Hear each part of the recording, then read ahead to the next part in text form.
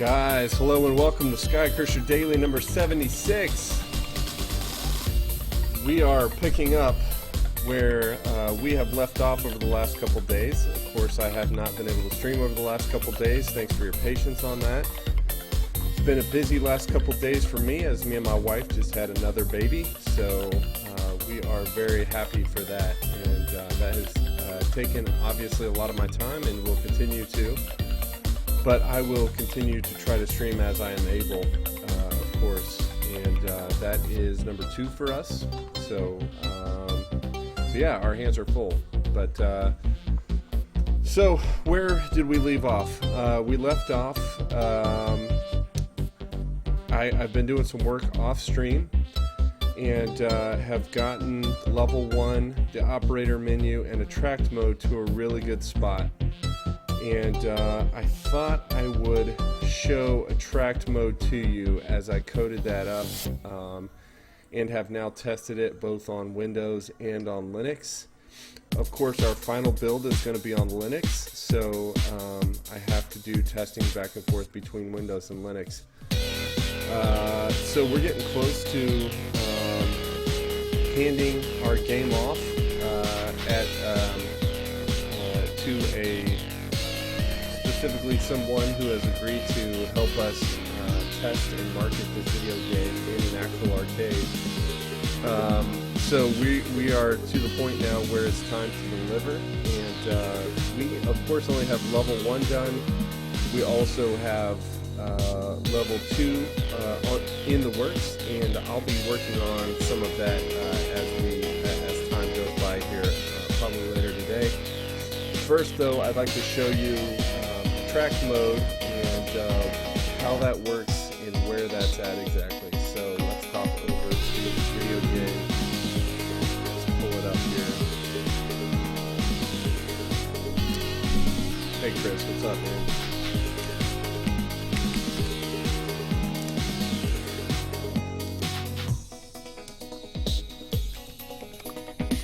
Let's do this.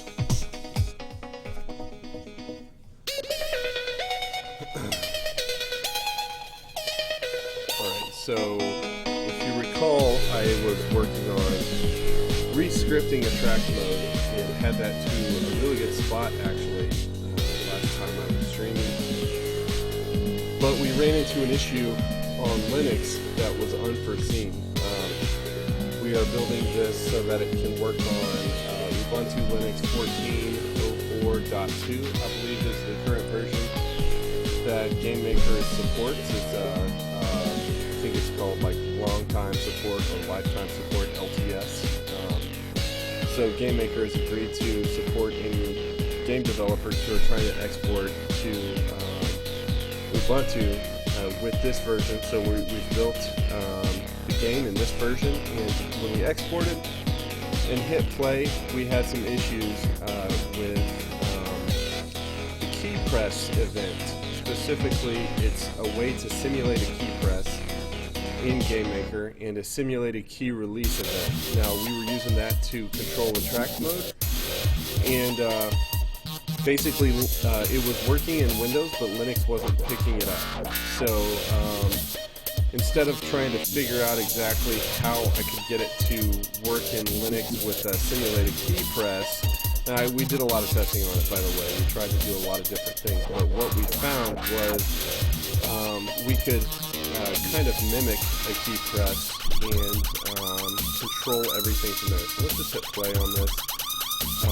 What you'll see though in attract mode is that I'm not doing any simulated key presses, and but I am doing some controls in terms of setting some properties and accessing those properties later. So I've hit play, and I will pull up the compile screen.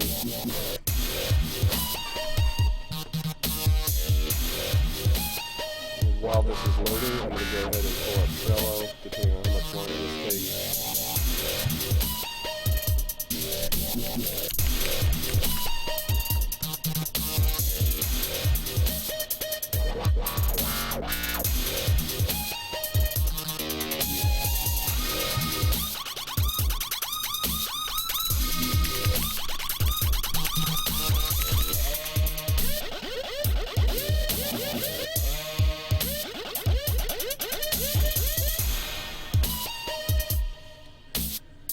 So we're going to prioritize everything through Trello. And I'm going to turn down this music a little bit, just a little bit here. Music seems to Skycurser.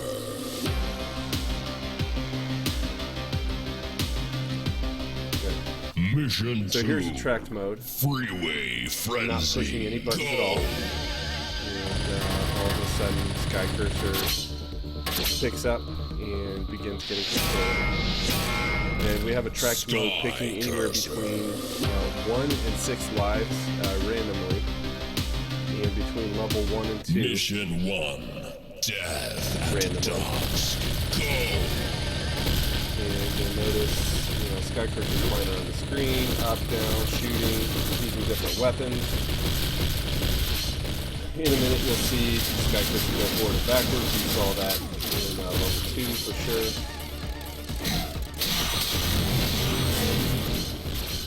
Super ready. And it's just going through. And also built in, you probably saw recently, I was also working on the pause functionality. I'd like to also talk through that really quick, just so you guys can pick up where I left off.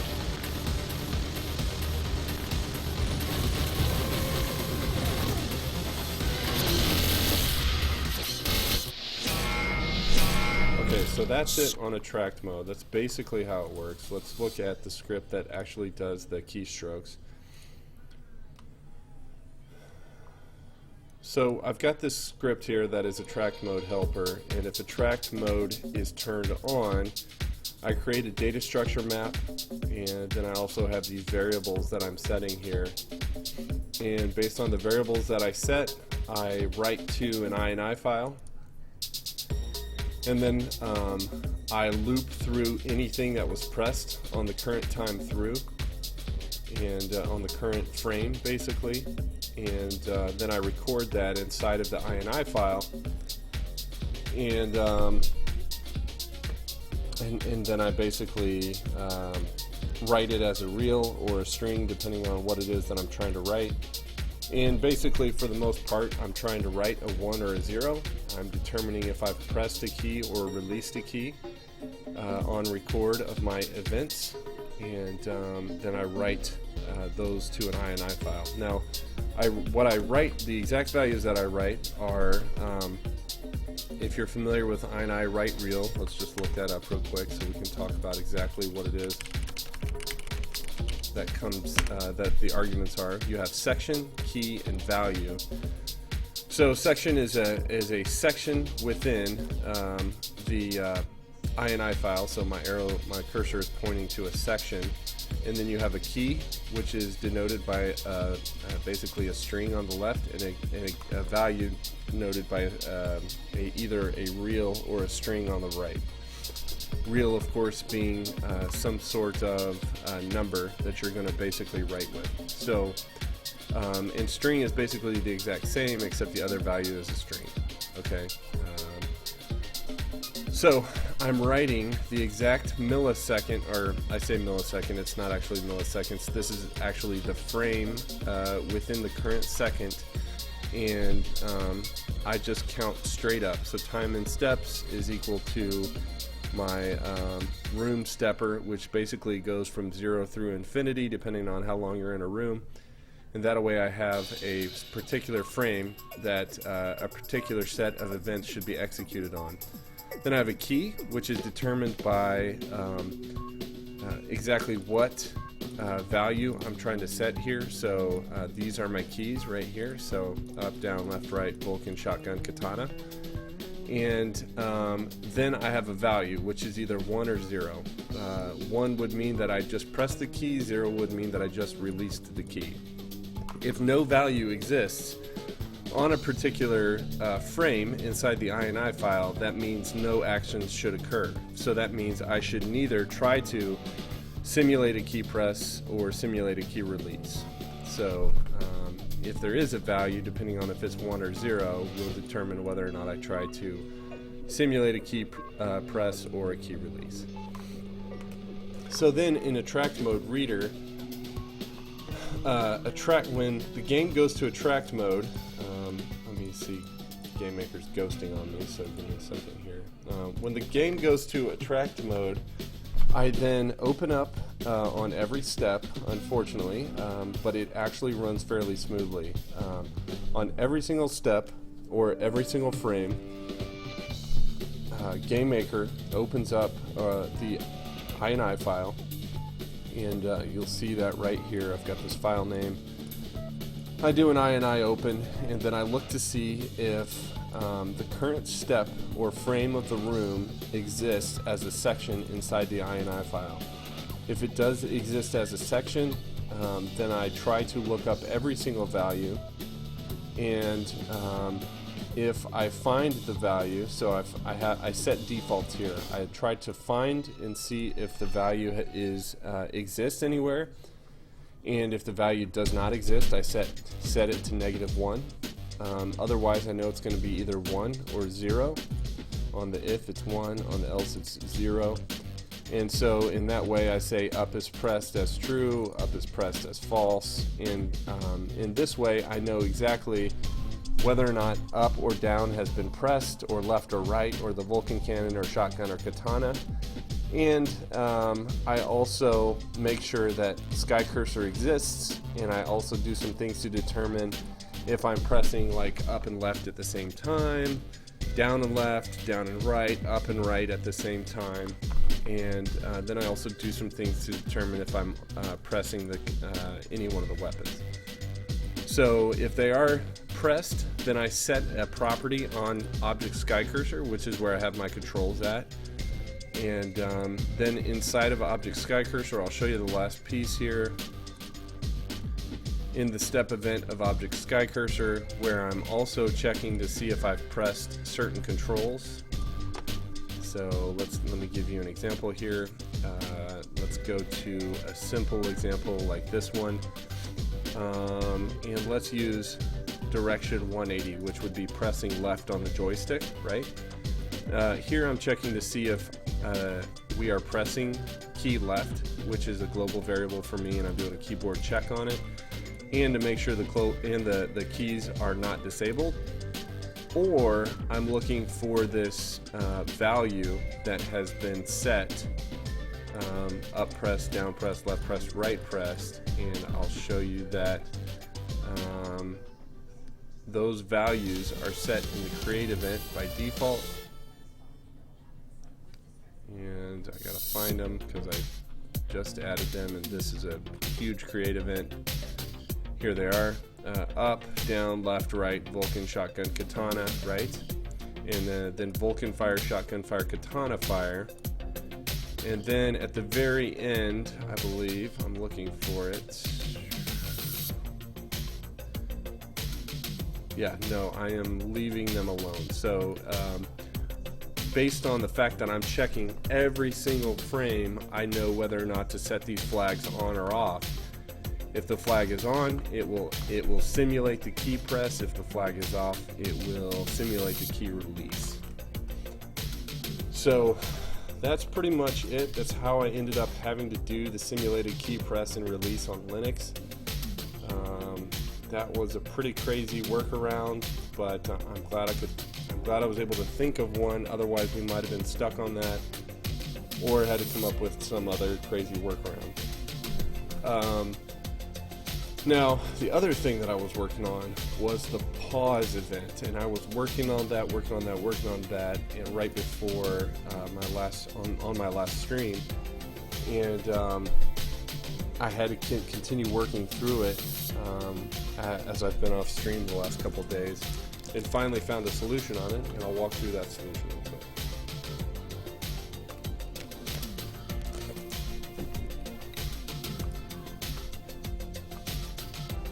So, how I did this. I have a Skycurser object, an object inside the Skycurser group that I have here, called Object Cockpit Frame. Since the cockpit is the only thing really that's active right now, I initially thought I would attach it to the cockpit frame, but then I discovered that a better way to do this would be to attach this to a controller, which could then activate the cockpit frame. So I initially, as I was saying, I tried activating the cockpit alone, but then I moved away from that idea and just tried to set up a controller that could act as a pause handler. And basically, whenever I decide to activate the pause handler is when Skycurser is basically going through its death sequence. So I've got the cockpit frame in the step event.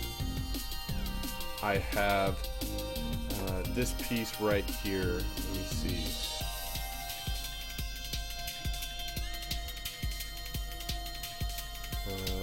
Object pause handler dot cockpit death equals true. So whenever Skycurser is dying, we have a slide-in event that occurs where we check to see if the pause handler has been created yet. We see if Skycurser is dead, and then we go ahead and activate pause, which this script pause and script unpause only sets a global variable, which is basically global.pause or something along those lines. Really simple, and unsets the variable. So basically, like global.pause equals true, unpause would be global.pause equals false. And then I go ahead and create this instance, this pause handler, that will carry the animation through while the screen is paused. And I set a variable, a specific variable of a property on this object of cockpit death to true. And then I basically set the speed so that I can make, basically I'm controlling the animation speed of the cockpit frame. So when I look at the pause handler, we can see the create event here basically sets some key variables that I needed to check throughout the process, specifically in the step event and the draw GUI end event. This was the important piece here. I'm creating a surface. The surface is set to the application surface width and height, and I tested a lot of surfaces or basically a lot of dimensions that GameMaker gives you access to by default. In fact, I have a script. Let me see if I can find it real quick. Script debug screen size. Here it is, where I did a lot of debugging in terms of what GameMaker was expecting to see for a surface when you're drawing a surface in particular. And I had to do a lot of reading on the documentation, but basically depending on which event you're using, GameMaker may try to draw in a different dimension what you see on screen, and may place it in a different location than what you see before you pause and copy and then render a new surface. So what I ended up going with was the application surface, which I detected here, and then I output here, and then just kind of did some debugging to watch it. So that's how I created my surface.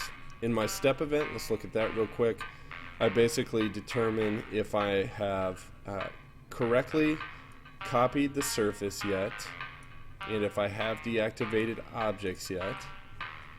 And then I deactivate certain objects because I don't want those to copy to the surface that I'm creating. Basically, I might need to take a step back here and explain surfaces with GameMaker.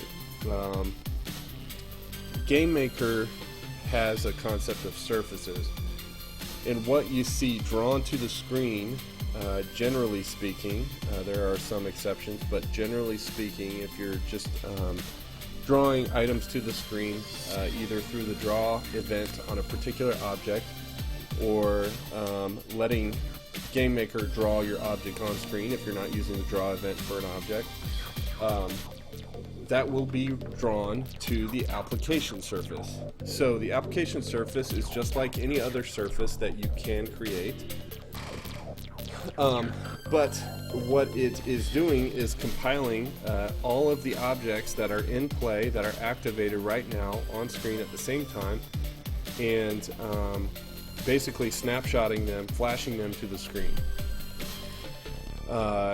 And as it is flashing it to the screen, the very same step, at the end of the step, it clears that entire surface, and then at the start of the next step, it redraws that entire surface on screen. And this is happening really quickly. It's literally happening every step of the game. So if your game setting is set to 60 steps per second, it's happening 60 times per second. But basically, so I think that explains a little bit, but there's this other concept besides the application surface, and that is you can have any other number of surfaces that you want to draw to and swap out at any time in the game. And you can choose to let the application surface continue drawing itself, and you could add surfaces on top of that, or you can deactivate the application surface from drawing if you want to take control over drawing the application surface. And you can basically, while the application surface is doing its thing, you can copy the application surface or any object on the application surface to its own surface. And when you do that, the concept is that you'll basically be using that surface later for some other purpose, right? Well, this can be somewhat of an expensive event or task to run on the game. So you only want to minimize it as much as possible. And for me, I made it so that I only copy the application surface exactly when I'm ready to pause, and I destroy it. I destroy the surface when I'm done pausing, which for me is pretty simple, and I'll walk through that. But I think that explains it mostly. If you come back and you're watching the video on YouTube or you're watching it on Twitch and you have questions, don't hesitate to ask. I'll try to explain it a little bit better, but hopefully my time and research can save you guys a lot of time in terms of how surfaces work. Okay, that being said, I deactivated some objects so that when I copied the surface, notice it's not copied here yet, when I copied the surface, those objects would not be copied to the surface I was trying to copy. And then I determined if the surface was copied, and I reactivated those objects so that I could, basically let them be animated or access any of their properties in these other objects on screen that are going to be activated with it. So that's the step event. Now you're going to see where I did a surface copy, where I set these properties on this object in the draw GUI end event. Now, why did I choose the draw GUI end event? Well, there were a couple of reasons. I basically, though, all the reading that I did online through the documentation and help forums led me to the draw GUI end event. And it has to do with, I believe, when the application surface gets cleared automatically, and also the fact that we're drawing a surface from the draw GUI event allows us to copy the GUI that is on screen at any time. So if you've ever messed with surfaces or done a screenshot save before, and you haven't done this inside of the draw GUI end event, none of the text that you have on screen, any of the text that you have on screen will not be copied. If you have specifically drawn text on screen, it won't be copied to the surface or to the screenshot that you save. So it's important to use the draw GUI end event so that you can copy text that's on screen and have that as part of your surface that you're going to pause at the time of pause. So this draw GUI end event is right here. I first check to see whether or not the script is paused or the game is paused, and if it's not paused, I basically go through the whole rigmarole to unpause everything and reactivate everything, and then eventually destroy this object so that nothing is held in memory. But then I go ahead and activate some or set some properties on some specific instances of objects that I have created or that I have activated while everything else is paused. So let's talk through this up here real quick. First, I check to see if the surface exists. This is important not so that you can prevent errors. If you think you're going to prevent errors when you do this, if the surface hasn't been created yet and you think you're going to create the surface, when you check this, that's not how this works. GameMaker has this surface exist function to see if the particular platform that you're coding on has temporarily taken over control of the current surface that you're trying to work with. This could happen on on platforms like iOS or Android, or any other number of platforms that take over a particular surface and then put ads on that surface, or at any point during the game. So checking for surfaces is important. Checking to make sure the surface exists is important, because this allows you to have a backup plan if the surface does not exist. It does not prevent you from having an error if the surface does not exist. Hopefully that makes sense. I'm sure if you run this and test it later, it will, because this does not prevent an error if the surface does not exist and you think you're going to create the surface in the else statement. Okay, remember though, I created this surface in the create event and I set some properties in the create event, and then I modify some of those properties here, and then I set the target. So when you're doing a surface set target, you always need to have a helper event, a helper function or method that goes along with that called surface reset target. When you say surface set target and then you draw some things, you are drawing them on that target. You are taking the focus for GameMaker away from the application surface and saying whatever's currently on screen, or whatever I say to draw in the next couple lines here, draw it to the surface, and then this gives focus back to the application surface. The surface reset target gives focus back to the application surface. Well, in here I'm doing a draw enable alpha blend, setting it to false, and then setting it to true after I actually draw a surface on top of the surface, right? So GameMaker allows you to draw surfaces on top of surfaces, and the reason this is important is because you can do something like copy the application surface really easily and quickly if you need to. And the application surface would generally have everything on it. I want to copy the application surface because it has everything on it. It makes it easy for me to copy what I need to control what I'm copying to my surface. Okay. I think I just mentioned this, but I enabled and disabled alpha blend. I disabled it here, enabled it after I was done drawing, because I read in multiple places that if you have alpha blend enabled when you're drawing to a surface, sometimes it can cause the surface to be buggy on different platforms. So I just followed suit with the recommendations there. Don't forget to turn it back on if you turn it back off, otherwise your game will do some weird things. But basically, in the step event of this object, remember I disabled some things. By default, my properties for this object have surface copied as false and objects deactivated as false. Therefore, I cannot get into objects deactivated until I set objects deactivated to true here. I can't get into objects deactivated in my draw GUI end event until I set it to true in my step event. Okay. Once I know that these objects are deactivated, then I'm okay with this surface being rendered to, and I'm copying the application surface without copying these three objects that I wanted to be enabled, that I wanted to kind of control the animation myself. And then I reset the target to the application layer.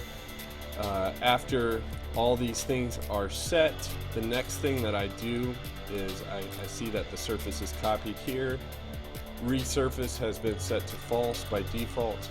I then deactivate all instances of everything in the room. And then I set resurface to true. Now what does that do? Well, that allows me to control the exact time when all instances are deactivated. I've already deactivated these three instances, right? Because I want to reactivate them later on. And then I set this variable resurface to true here so that when I'm coming back through on my step event, pardon me, I can make sure these instances are activated.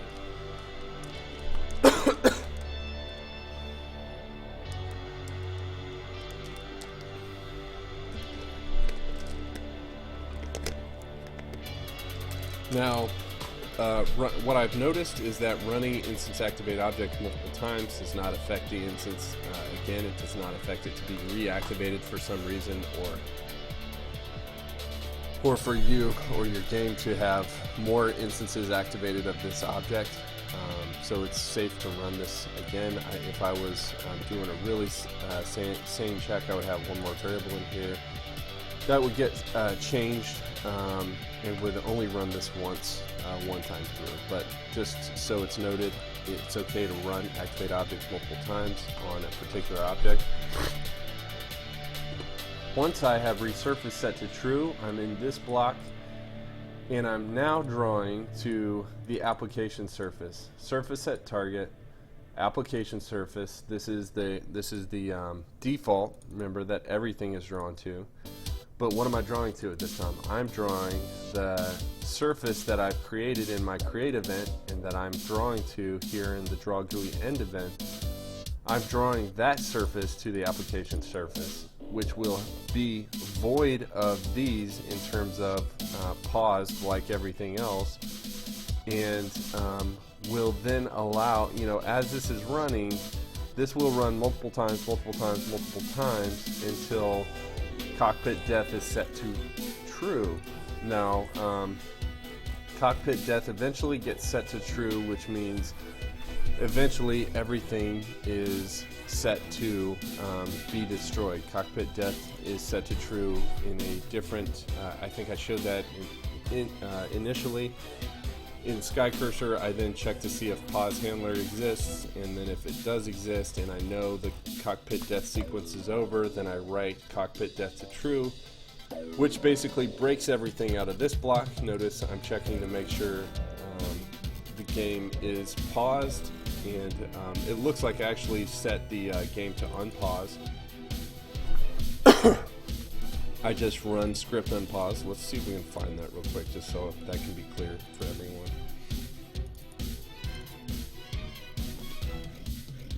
And I don't think that's in this particular sequence. I think it's in the cockpit frame. And let's see here.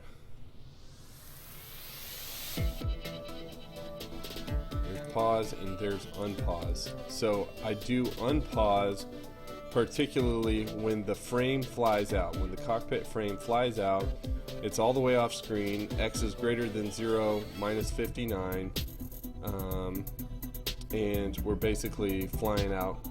We're done. The pause sequence is over. Let's see. Yeah, if X is greater than 0, minus 59, then we're pushing the cockpit frame to the left. Speed is at 3.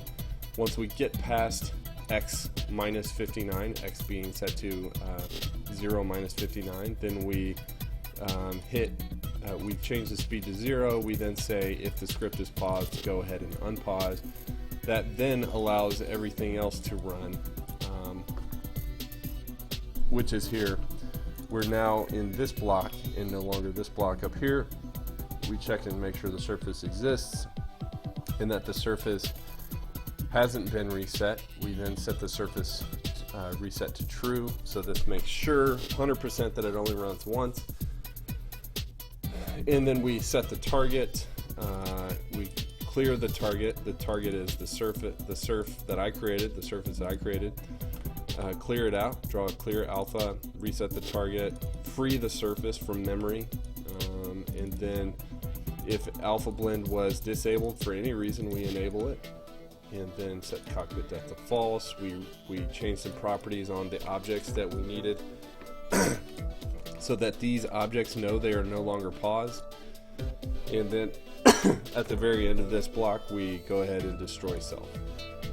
On this destroy event, simple, we activate everything, and that's it.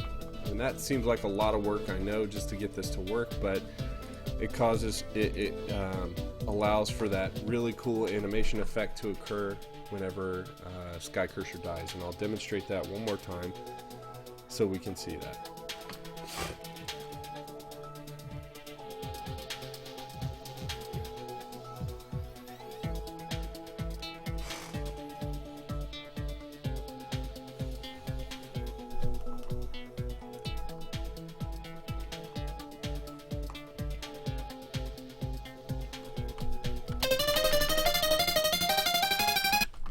And I've got the controls set to arcade mode. I need to change that to keyboard mode real quick so that I can actually control this. Yes, Chris, I already did speed the pause up.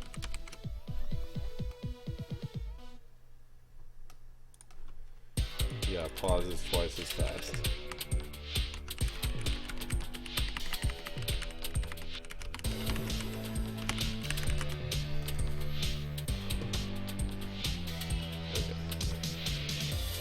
So let's play that one more time so we can see the pause.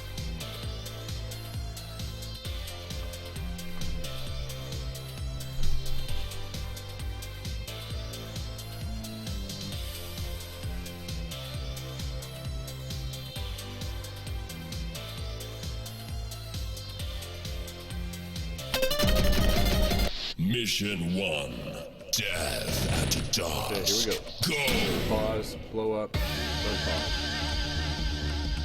Pause, blow up, unpause. Pause, blow up, unpause, continue. Continue. That's it. Pause, blow up, continue. Pause, blow up, unpause. Pause, blow up, continue. So that's it, guys. That's the effect. That's all that work that went into that, but it is definitely worth it. I think it looks baller. Okay, now priorities. Priorities for level, for what is to come.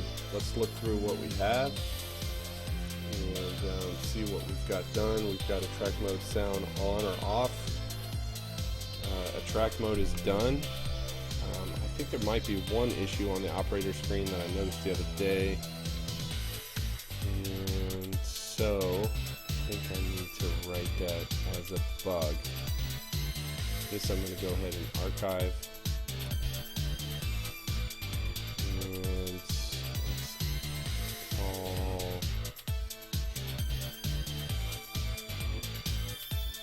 add a card operator menu bugs. I did not hit enter on that. Checklist here. The time, I think it's like time played, audit menu, not rendering properly. It's basically just showing 0 hours when I know there's way more than 0 hours played on that, so I gotta update that. I don't know what the problem is. I went through a lot of trouble to try to get that right. And it should be right, but something's up with it, and I'll have to take a look at it, but not a huge deal at all. That's very, very minor. No menu screen bugs. We don't need a new attract video. That's off the list. Attract video should not include sound. That's off the list. Done. Done. We're done there. Menu screen done. That was actually attract mode bugs, we should call it. But I'll keep moving here. Level 1 updates. Update the background to make sure it loops. Part 1 of level 1. Remove the loop background. HUD display needs new graphics. Boom, boom. Done with those. Keep rolling here. Sun and sun reflection layer jump out of place on screen shake. I actually already fixed this, even though I took screen shake out for the one that's shipping. Mission 2 music up. It's not on the game. Is it up and dry?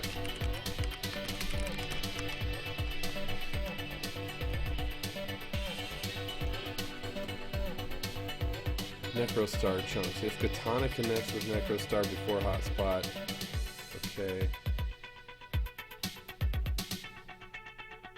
I haven't done that yet.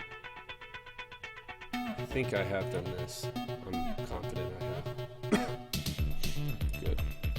Alright, I'll update that. Okay. So we just went over that one. Level 2 updates. Make intro shorter. Create a depth. Put febs between layers of pebs. Several more emergency vehicles. Make the peb have quite a bit more health. Yeah, I need to do that. HUD. I think we fixed that. And the heli explosion. I need to get that animation in place. Headlights. Fix the enemy activation. Partially broken when destroying good helis. Can't always refuse.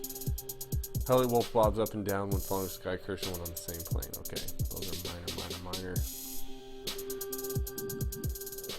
Thruster dust. Remove background. Part 1, level 1 loop. Level 2, background bridge.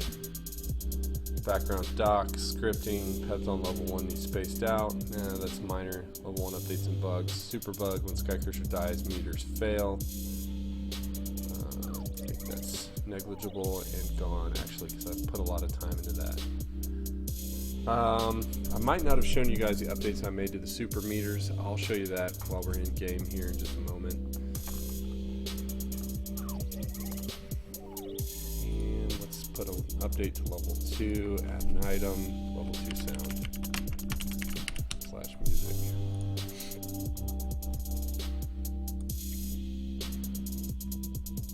Okay.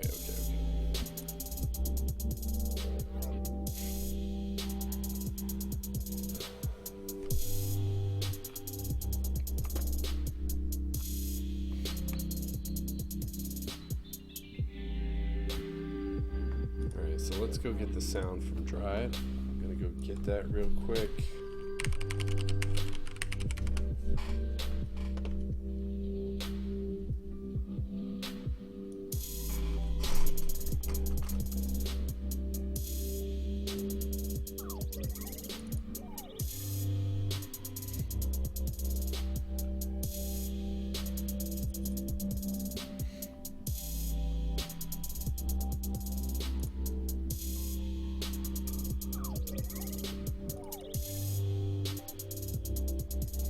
Here we go.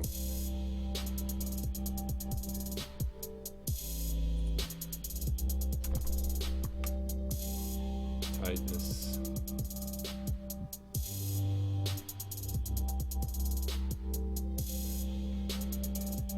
Done. Okay, let's go upload that to our game real quick.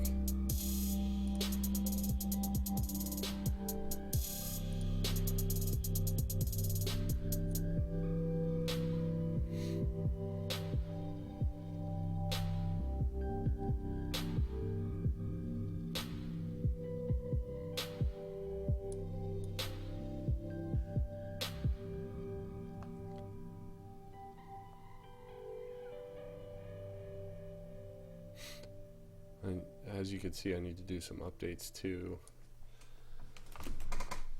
organization here. Okay.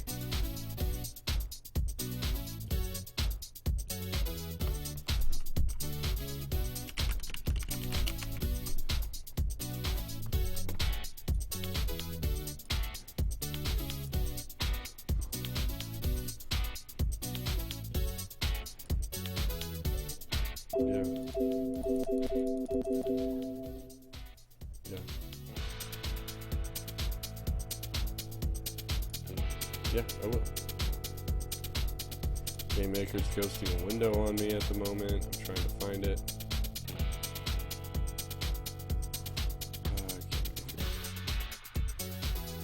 Gotta be like right in here.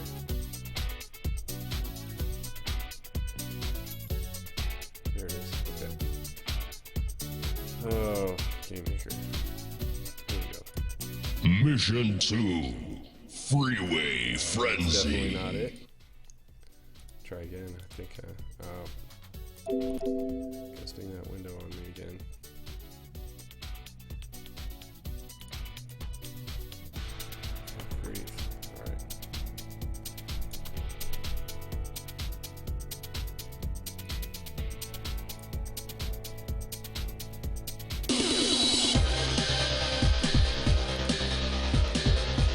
Just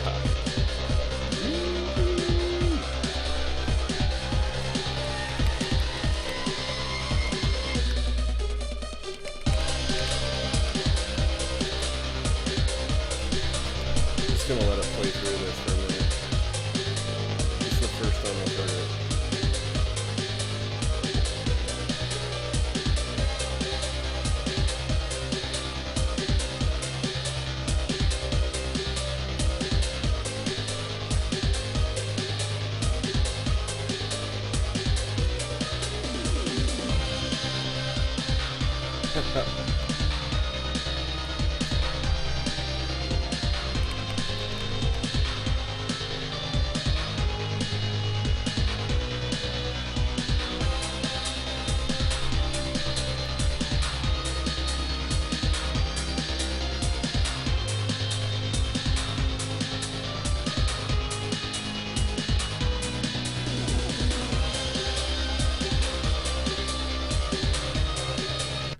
Okay, I'll just let it play through, and that's really good, Chris. Good job, man.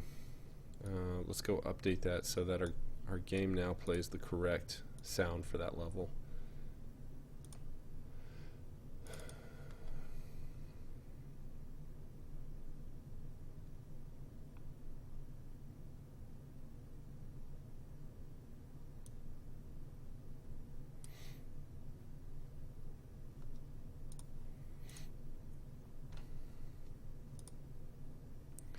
Yeah, dude, that's good, man.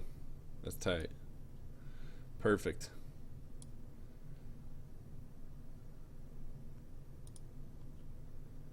Alright. Is it reset room? No, it's not. I thought it would be here in script set level vars, but I must be wrong. Let's go look. See what it is. I think we would see it here. Or here. So let's go look at that.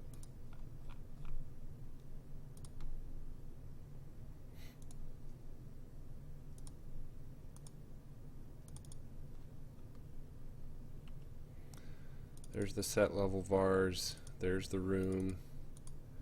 Script level audio. That might be where it is.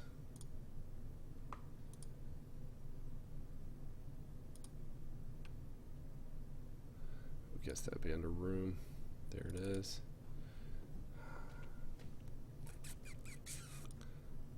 Nope, nope.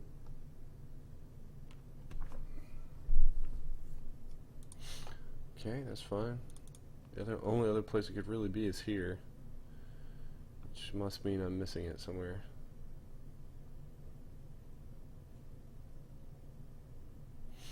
This is easy. Let's just look up the sound level 1.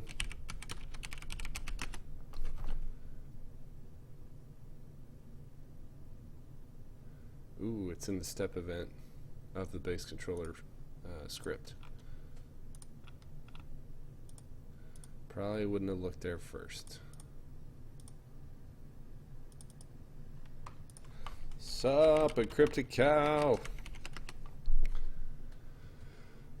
Alright, here we go. Level 1 here, level 1 here. Meet mode, story mode. And this should be pretty straightforward.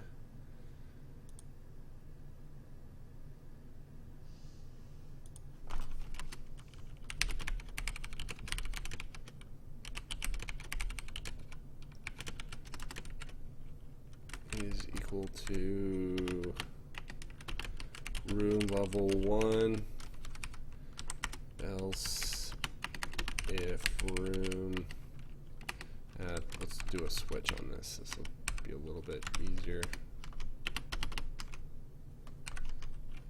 Switch room, get name room, case room level 1.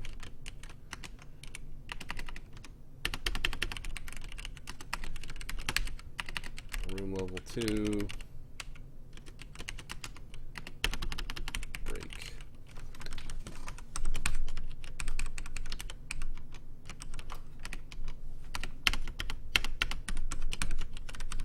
Do the same thing for level 2. And could probably set this as the default.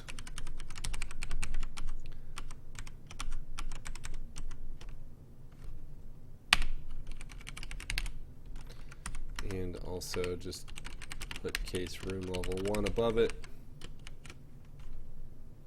Boom. So let's try that. So it loops. When it's done, should just start back over. And let's go ahead and load up level 2 to start and verify that we got the new sound in place.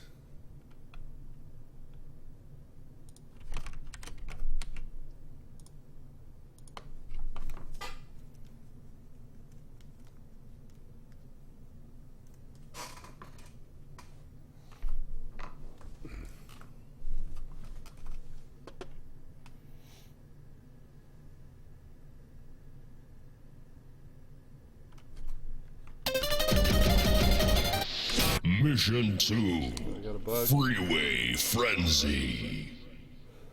Looks like we had a bug whenever we try to load lives left on level 2, which should generally never happen. But let's just make this so it'll work either way.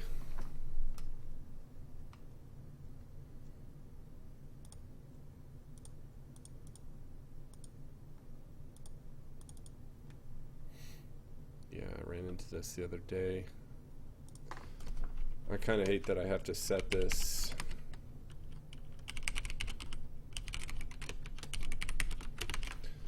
for level 2, but thing is I don't want to set it for level 2.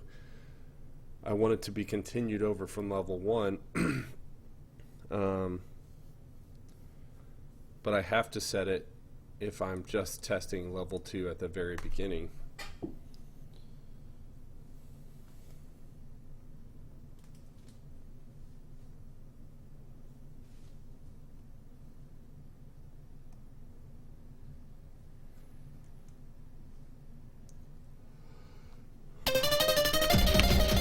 Mission 2. Yep. Freeway Frenzy. Go!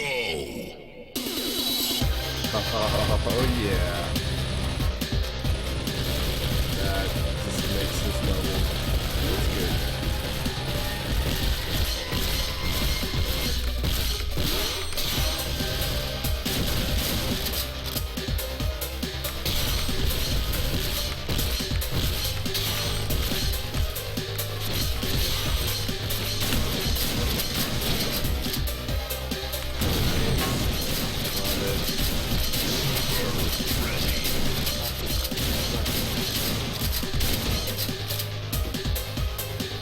Mission complete. Congratulations. Wow, that sounds really good, man. Wow.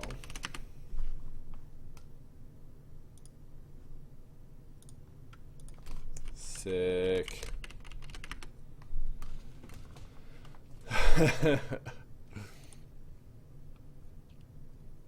Yeah, it's huge, man. It's game changer.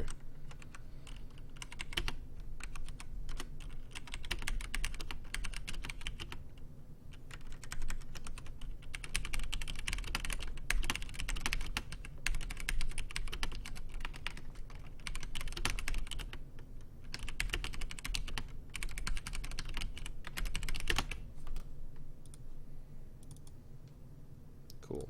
Comment it out. All right. Check. Check that off the good old list of updates to make.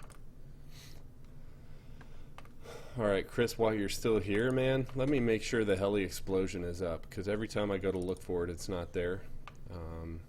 So you might have updated it since I last checked. My dog is sleeping and is dreaming and making, you know, noises like it's having nightmares or something. Okay. Heli Wolf.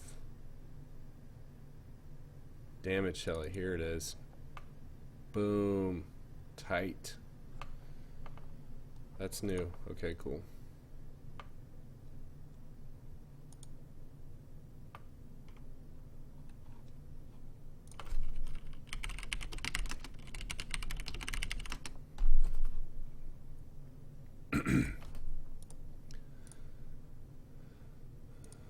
So add this to level 2, Heli Wolf, create sprite,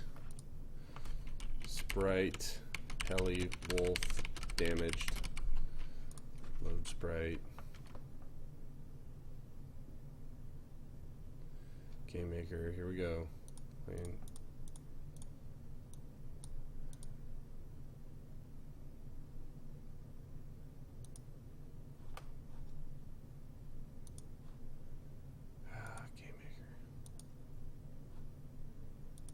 Most annoying thing about Game Maker. Are you kidding me? Load. I mean, I hope you guys can't see that either, because I definitely can't see it. Game Maker ghosts its windows sometimes, and I don't really know what the cause of it is. Maybe look up some things, but I cannot find what's behind that.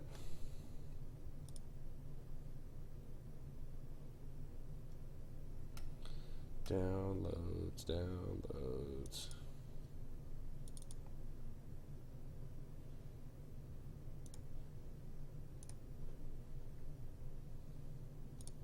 I don't know why I didn't remove that. I guess I didn't have the correct box checked.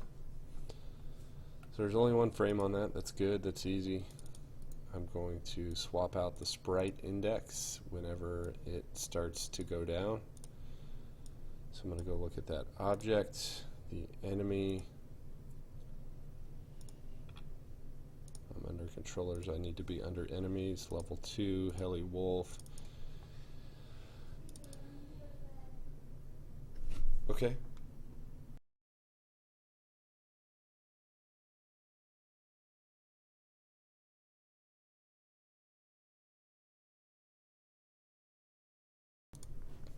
Okay, so probably under the step event, Heli Wolf die is a script.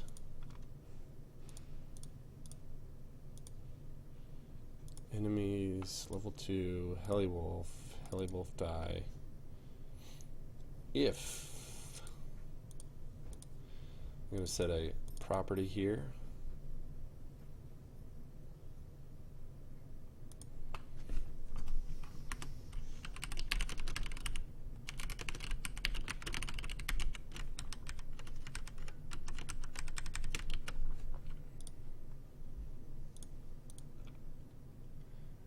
Okay, and I'm going to actually spell some of this out up here.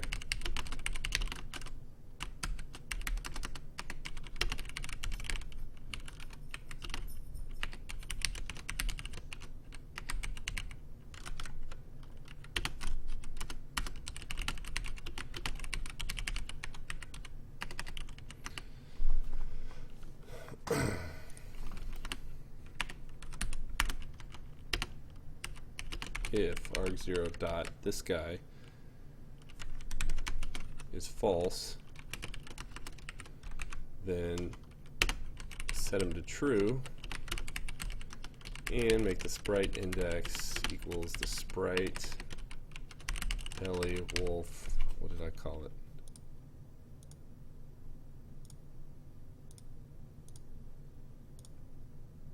Damaged. Boom. That's done. But I'm going to change all these argument zeros to arg zeros since I set that.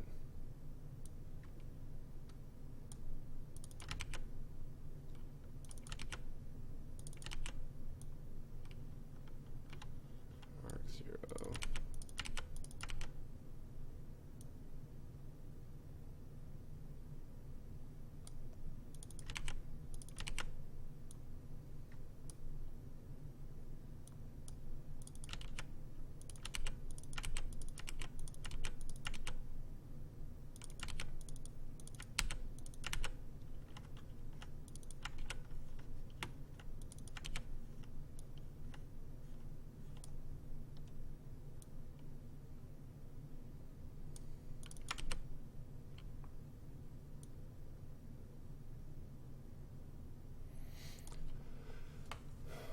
Still looking for argument 0. Any last final places here?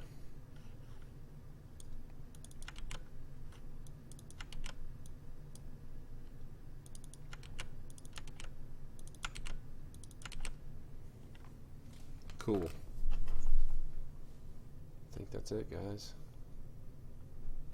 Let me do a search for argument 0 here in the file. Nope, no argument 0. Good, we got it. Alright, so that should look good. I'm not going to test that right now. I do remember that I do need to update the let's test it right now. I'm going to have a problem testing it.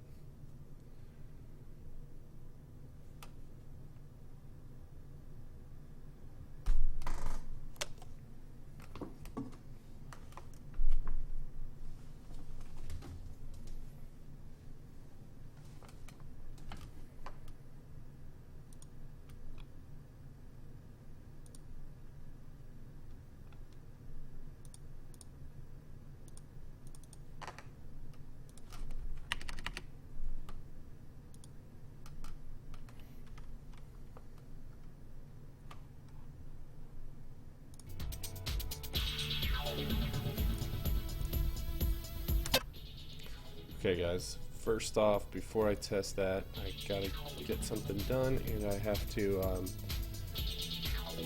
get some water. So I'm gonna take literally a brief break, and I will be done. I will be back here in probably 3 minutes. So be right back.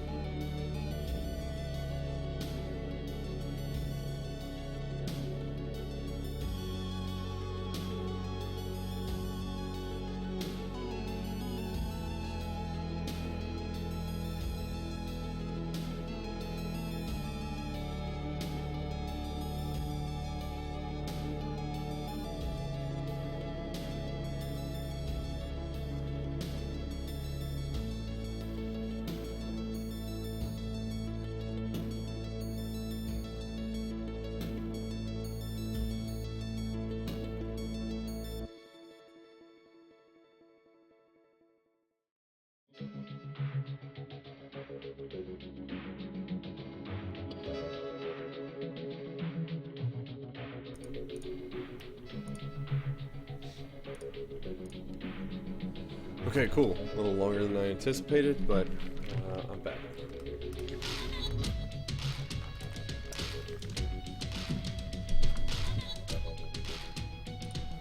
Alright.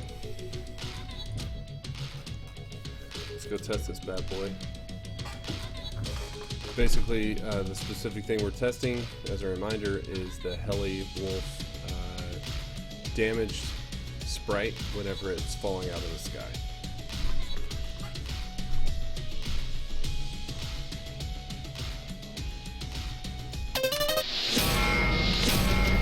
Mission 2. Freeway Frenzy. Go!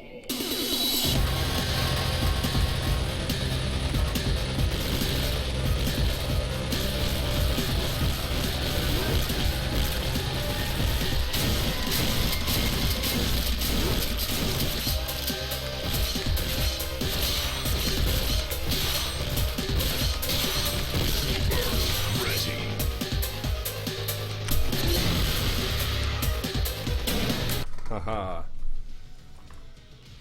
And that's why we have to test it, because of stupid little things like that. Alright. So my point of origin is off on the Heli Wolf for the damaged sprite. It's at 0-0 right now, 0-0. Gotta make it the same as everything else, 70-40. So it looks like I can just hit the center button, go 70-40, try again.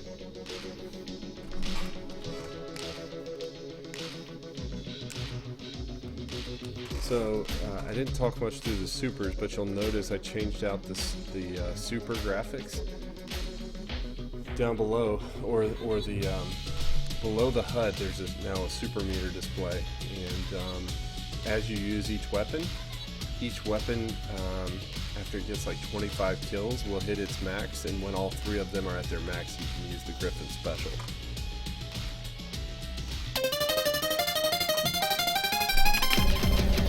Mission 2. Freeway Frenzy. Go!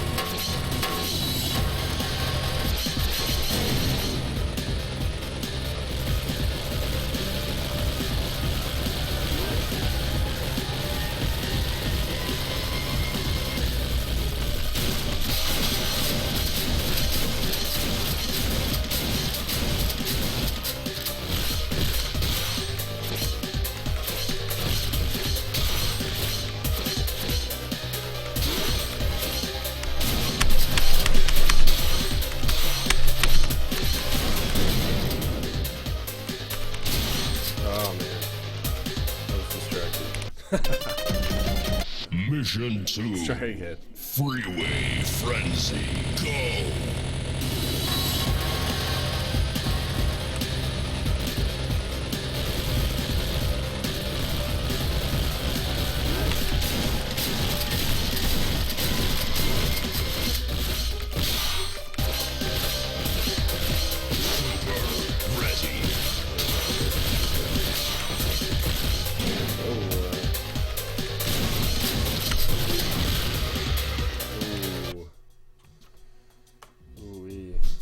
That was rough. Mainly because the Heli Wolf rider was still attached to it, and the prop was still attached to it. So I think we might have to drop those as soon as that's happening. Are you still here, Chris? Did you see that?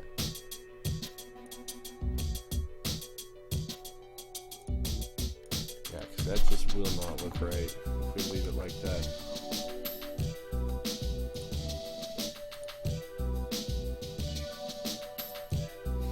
So I think I'm destroying them here. I might actually be destroying them via base enemy object.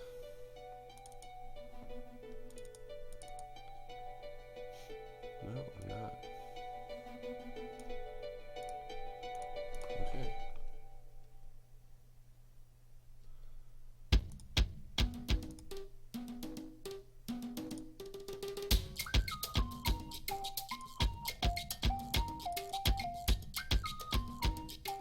Here we are.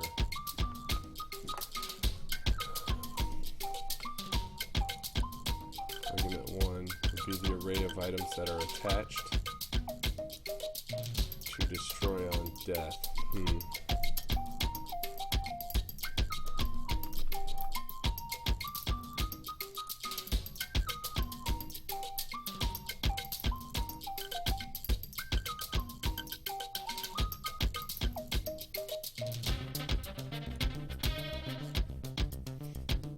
What is that definition playing that? Is the step event of the base enemy object.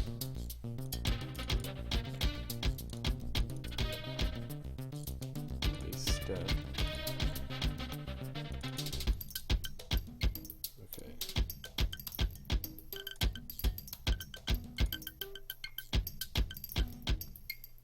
Step event is here. Collide. So it's a collide. Okay, so I don't actually think the base enemy die is playing anywhere. Let's do a search for it.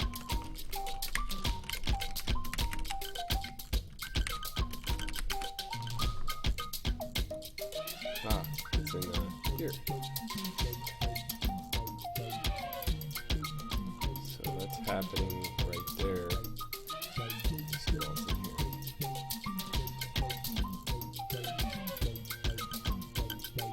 Okay, the only thing that really I need to make sure that happens before here is this piece. So I think what I'll do is abstract this.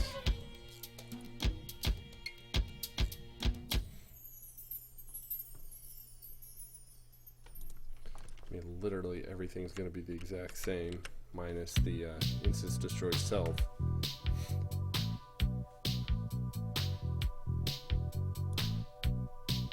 And I passed in the ATH, which I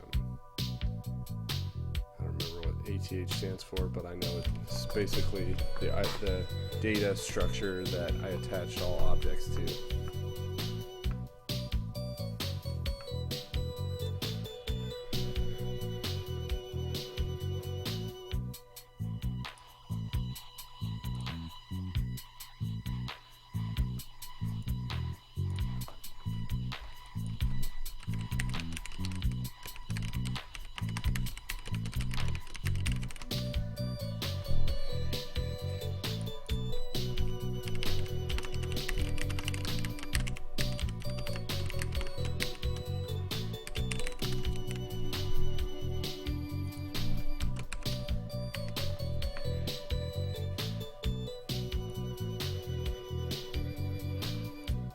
This guy will be removed here.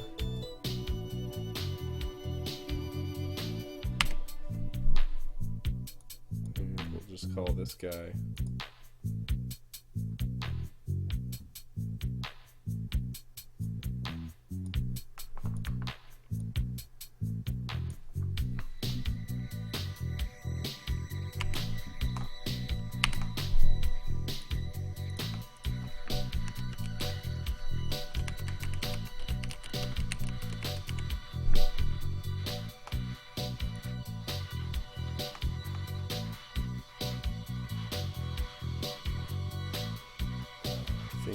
thinking.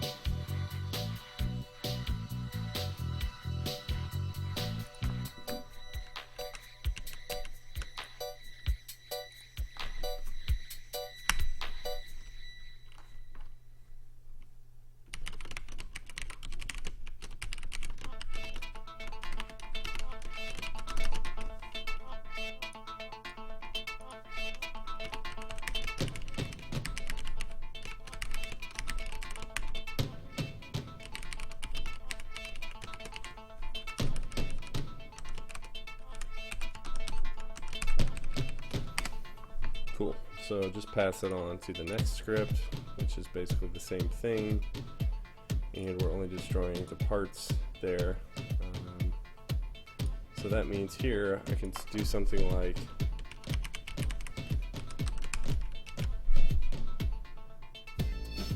this up here.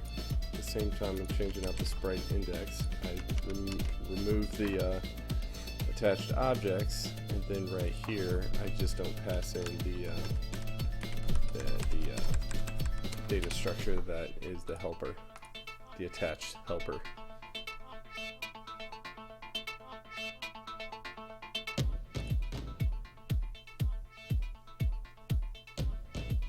And I bet I could even say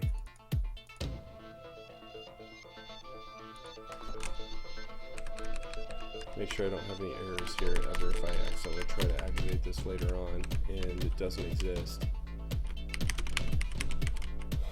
If instance exists, one at the high, then go ahead and try to destroy it instead of just trying to destroy it outright. That would prevent any other issues from happening. These are both required, so remove that out of there.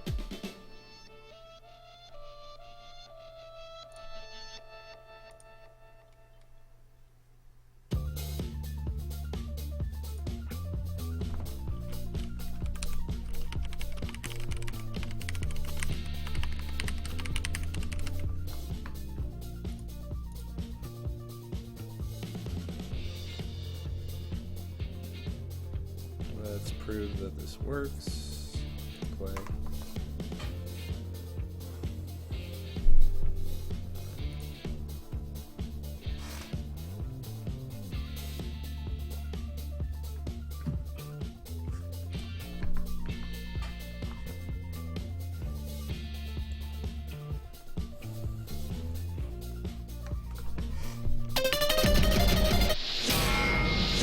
Mission 2.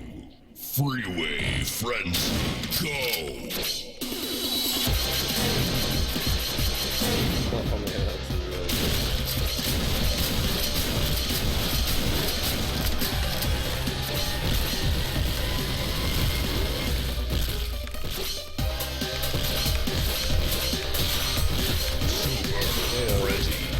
I do see that I have a detached object there.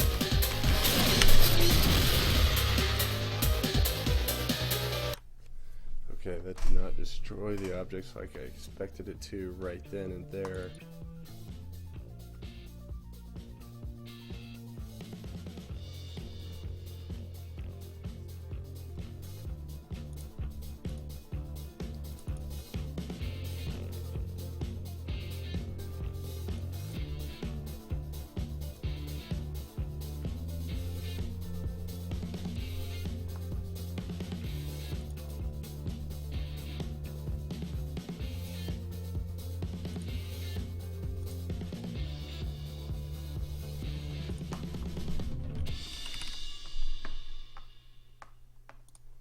Try this one more time.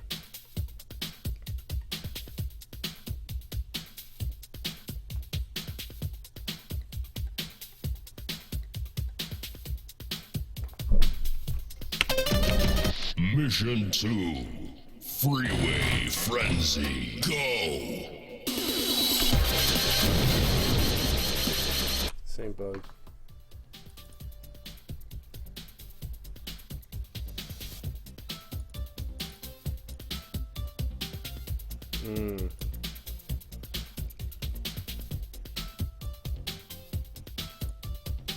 Let's see how this was passed in here.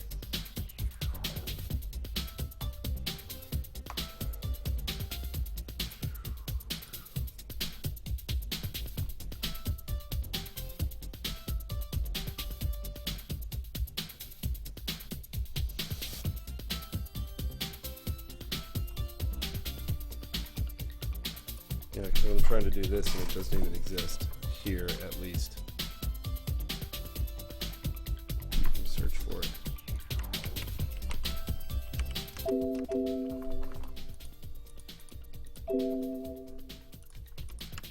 Okay, so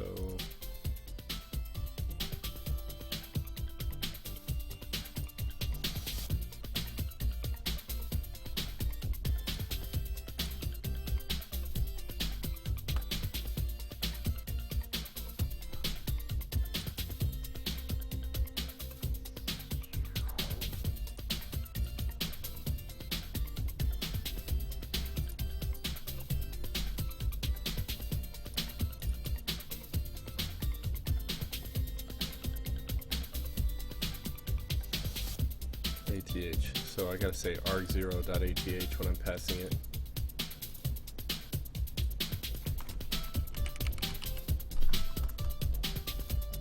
Now that should work.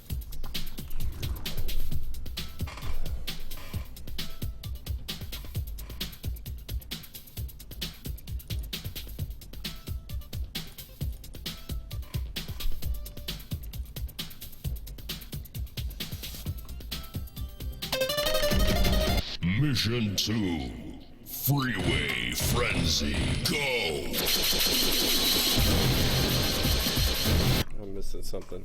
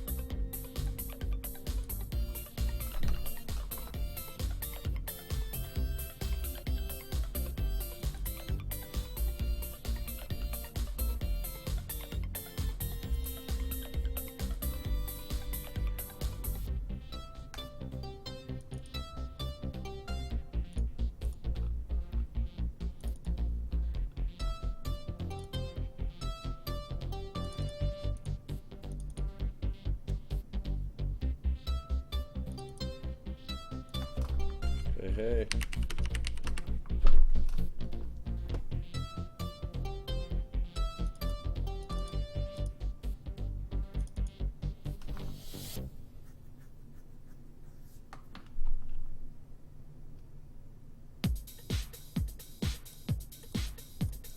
So I think we're just gonna have to do some debugging here.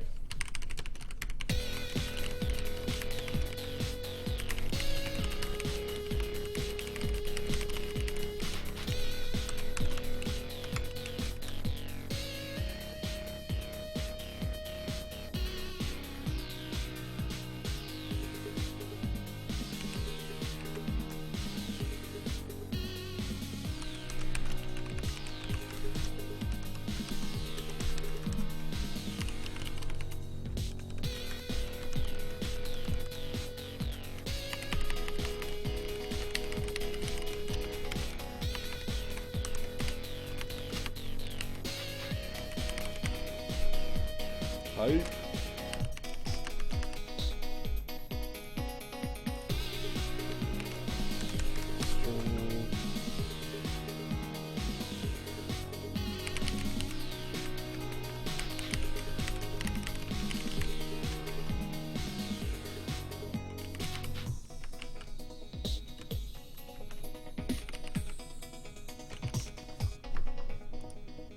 Let's try that first.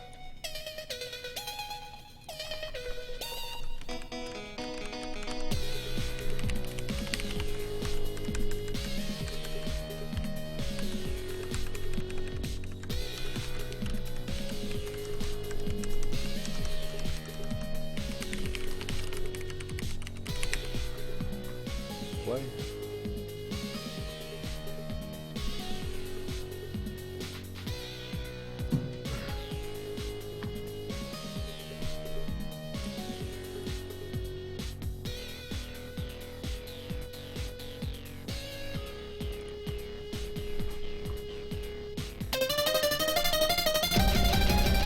Mission 2.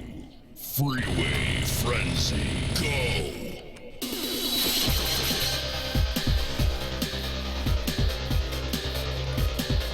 Did not like that. We'll look at the output here from our debug, which is odd because I didn't really change anything. I just output some debug messaging.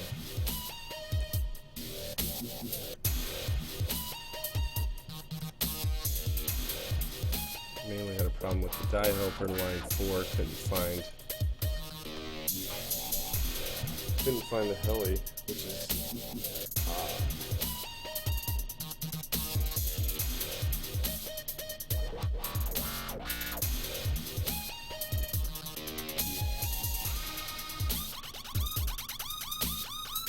I'm going to change that up though.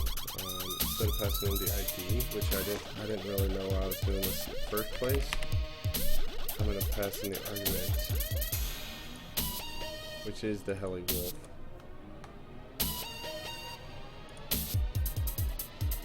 Let's see if that will cover it.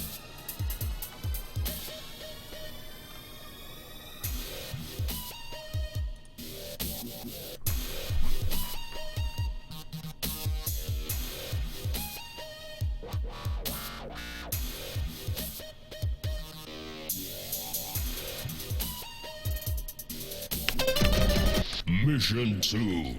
Freeway Frenzy. Go!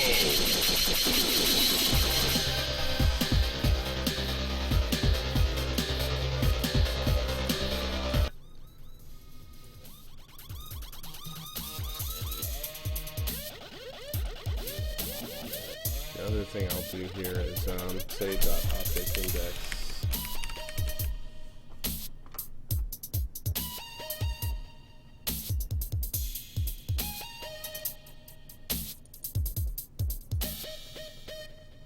Let's try that.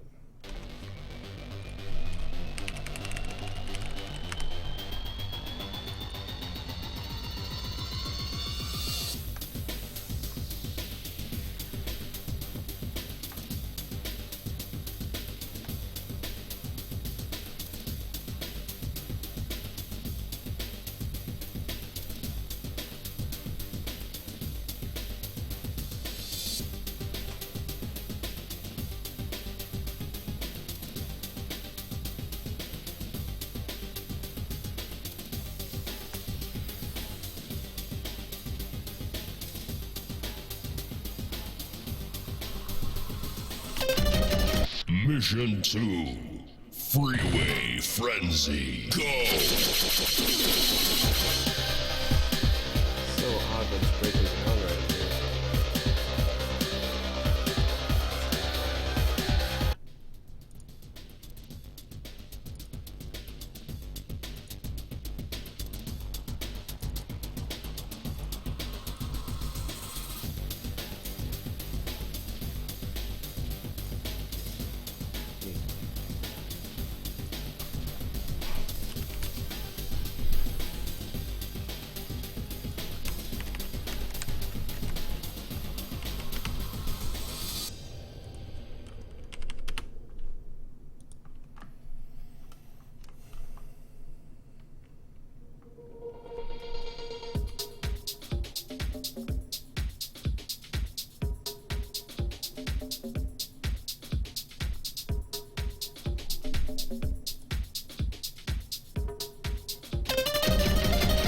Mission 2. Freeway Frenzy. Go!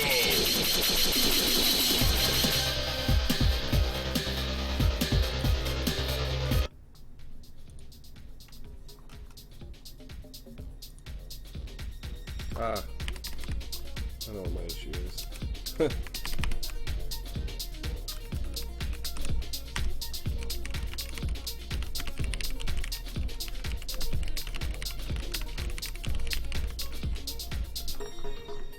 Let's try this again.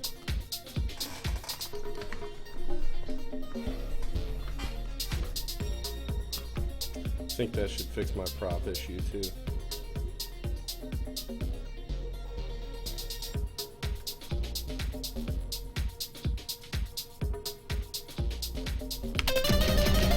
Mission 2. Freeway Frenzy, go!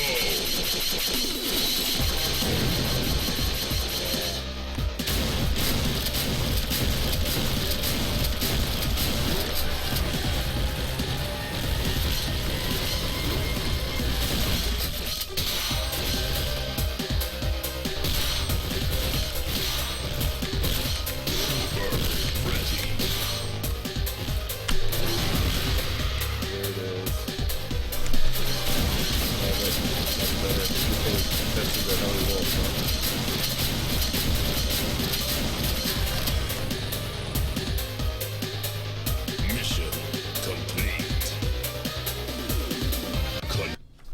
Okay, got that going. I do want to see what's next in terms of scripting.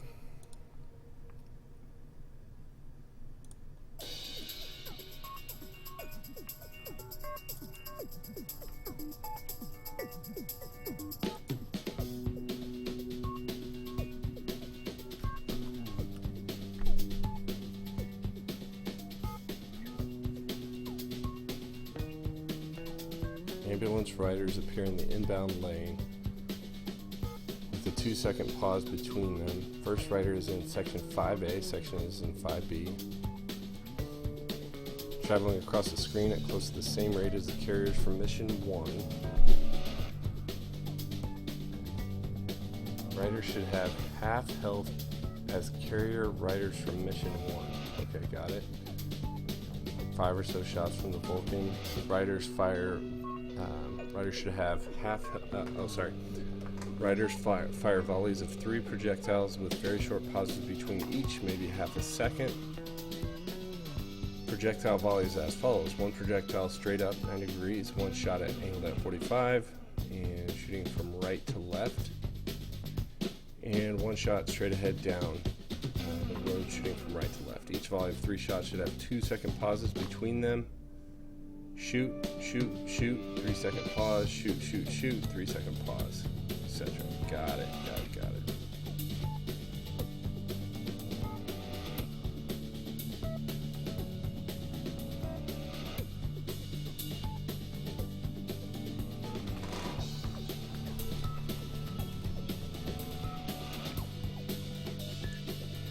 At the same time, 8 Febs appear center screen after a 3-second pause. Repeat the PEB and dire PEB grouping from wave number 2. Just use the exact same patterns. After the second pause, trigger another 2 ambulance riders with 2-second pause between them. First riders in section 5A, second in 5B. Rider and attack animations located in the carrier folder.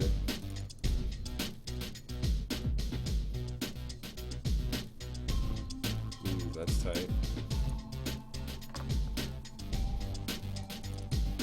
I don't know if I can get the pupil to change positions if that's not a separate sprite. So let's check that out.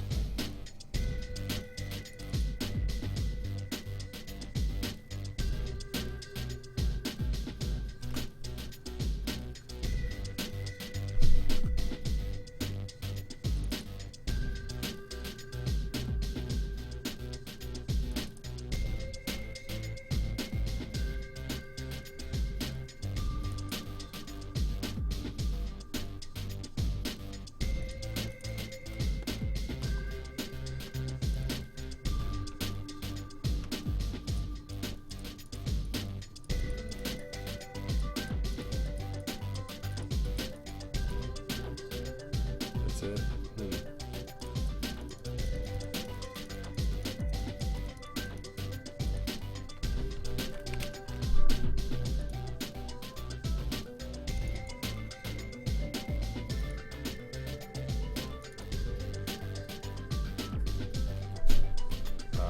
Okay. But once again,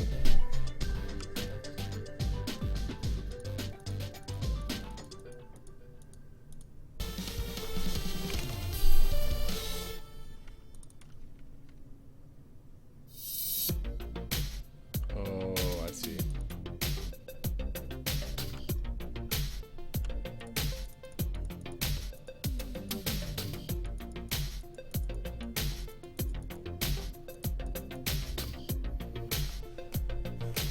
Okay, that makes sense.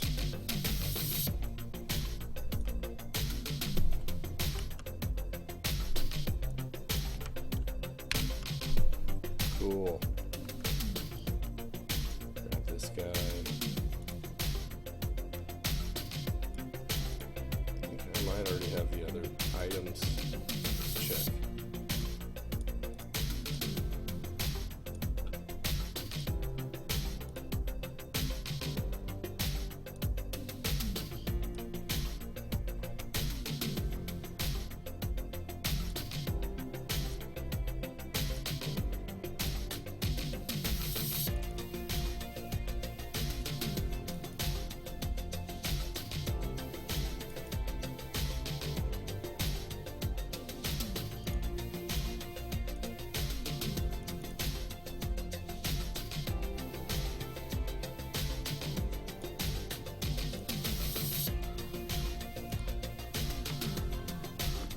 Okay.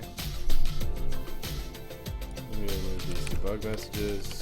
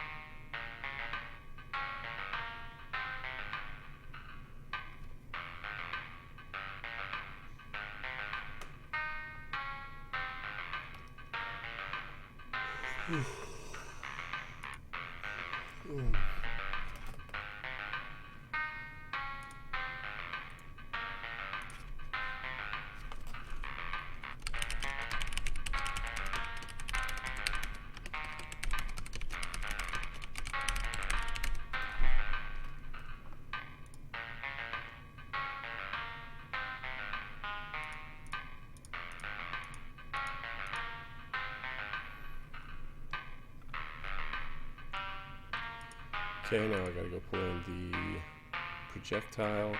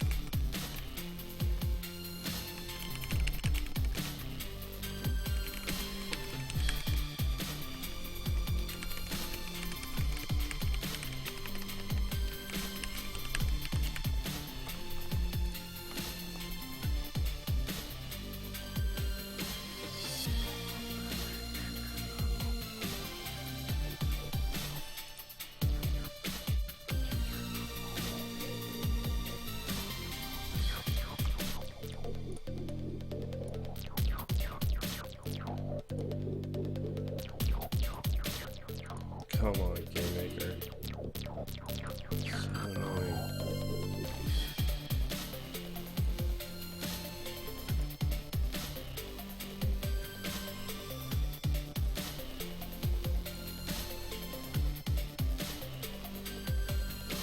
In case you can't tell, Game Maker keeps on ghosting this window on me, and it keeps on screwing with me.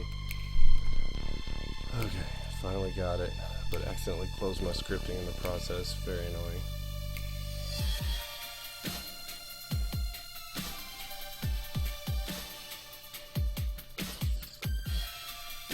I have to unzip this file first. So give me a second to do that. And of course, I'm sure we'll have fun when we come back.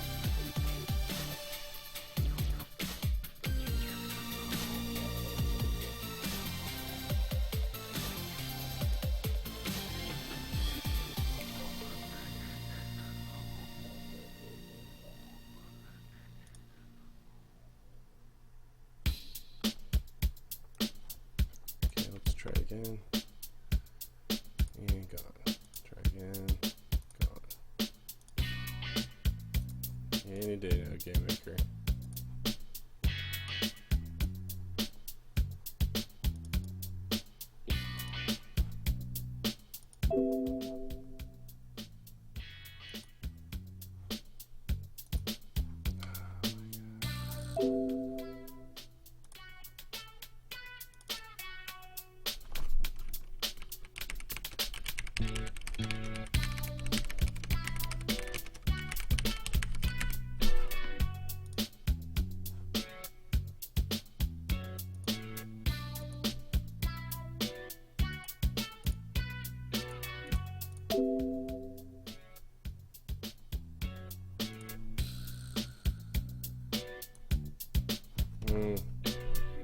I think I'm gonna have to close and reopen Game Maker because of this stupid bug.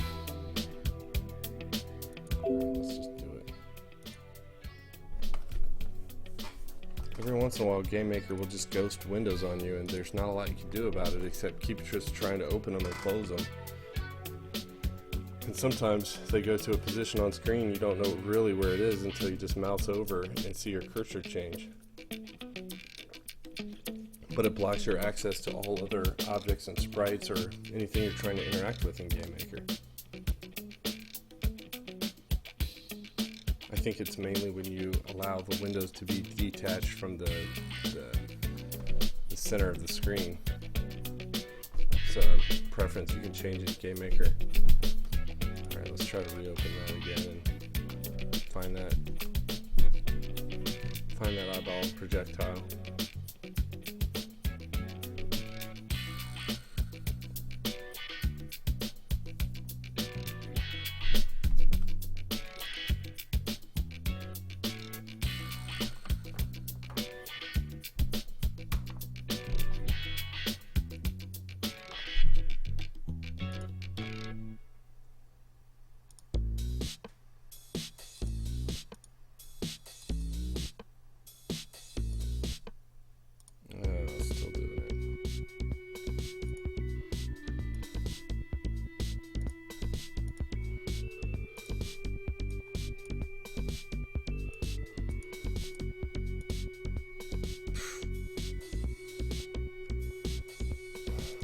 bug.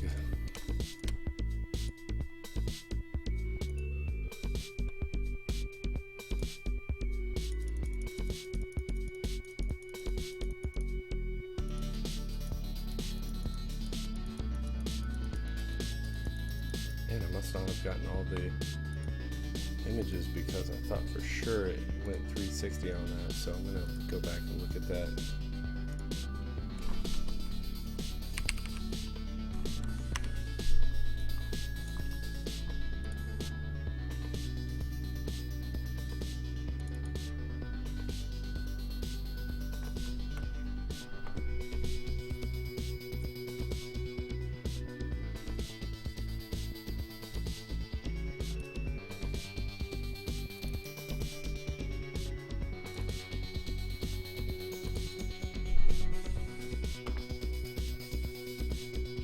Those 360, I must not have grabbed them all.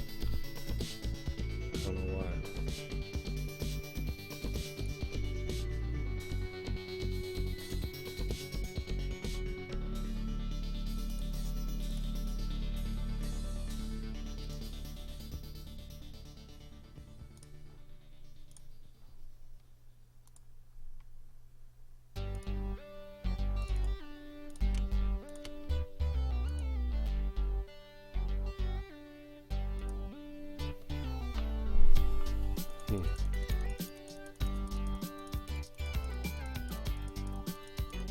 One of those two images,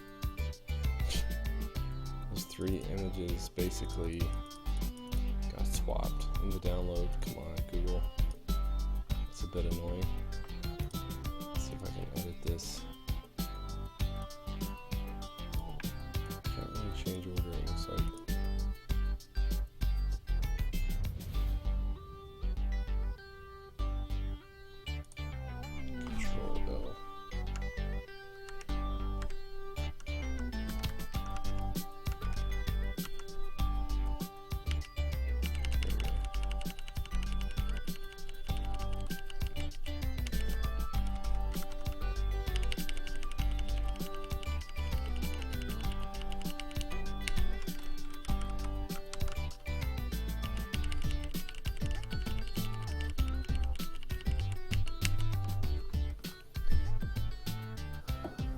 Looks like each one of these has three images. This is basically when it's getting shot, and then every one of these angles has three images to basically go back and forth between to animate it while it's moving.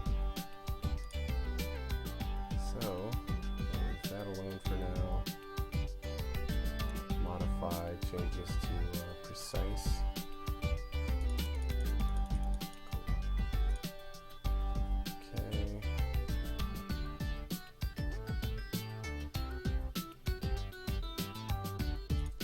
There.